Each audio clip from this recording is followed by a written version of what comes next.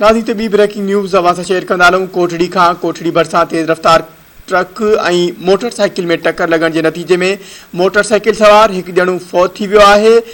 गुताचाड़ी वटि हादसे में 33 वरे जो सदाकत जोयो थॾे ते फौत थी वियो, जॾहिं त साबिर हुसैन ज़ख़्मी थी पियो आहे।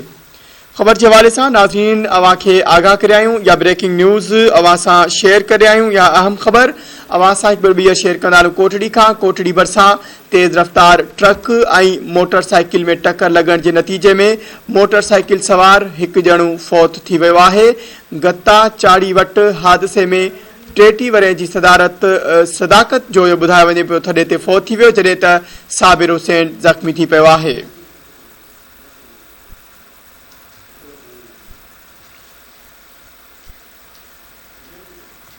खबर के हवाले से नाज़रीन अवां खे आगाह करायूं या ब्रेकिंग न्यूज़ अवां सां हिकु ॿीहर शेयर कंदा हलूं। अहम ख़बर कोटड़ी का शेयर करायूं। कोटड़ी भरिसां तेज़ रफ़्तार ट्रक ऐं मोटरसाइकिल में टक्कर जे नतीजे में मोटरसाइकिल सवार हिकु ॼणो फौत थी वियो आहे। इन हवाले से वधीक तफ़सील मालूम कंदासीं। धरती टीवी कोटड़ी जो रिपोर्टर एजाज़ मुग़ल असां सां लाइन ते मौजूद है। जी एजाज़, अपडेट कजो, वधीक छा तफ़सील आहिनि? जी बिल्कुल, कोटड़ी के गत्ता चाड़ी वेझो तेज रफ्तार ट्रक जो मोटरसाइकिल के टक्कर लॻो। टक्कर के नतीजे में एक जो साबिर हुसैन ज़ख़्मी थी पियो, जॾहिं त 33 वरियनि जो सदाकत जो त हिते फौत थी वियो।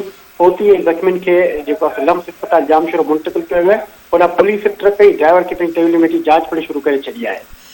एजाज़, तव्हां असां सां लाइन ते मौजूद रहिजो, तव्हां खां अपडेट वठण जो सिलसिलो जारी रखंदासीं।